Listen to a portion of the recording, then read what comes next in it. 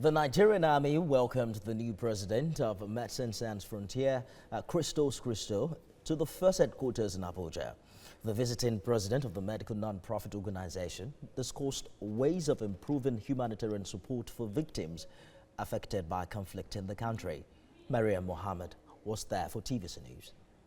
Since the emergence of Boko Haram insurgency in the country, the Nigerian government has always allowed humanitarian organizations in the country to support victims of conflict. However, some members of these NGOs are now being caught up in the crossfire. Some are kidnapped or even killed. In some cases, ransom is demanded by various terror groups, especially in territories which is beyond the reach of the military in the northeastern zone.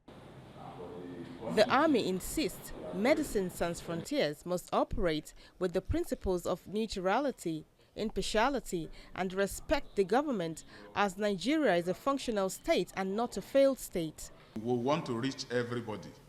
Yes, the government also wants you to reach everybody, because, particularly the victims, because the essence of the government in place is to provide succor, to provide safe and enabling environment and facilities as much as possible to make everybody live in peace.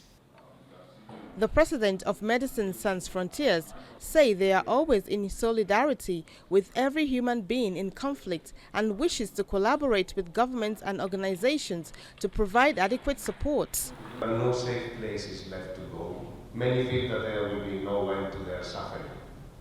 I express my solidarity with every human being enduring these conditions.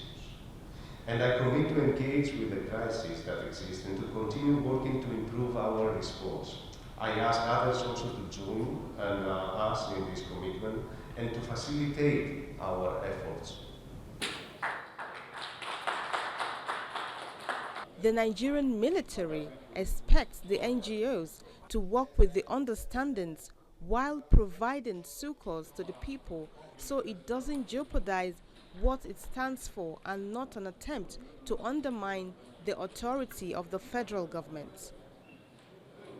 The Nigerian military urges the Medicine Sans Frontiers, otherwise known as Doctors Without Borders, to cooperate fully with the Nigerian government in order to reach out to victims across the country. Maryam, TVC News, Abuja.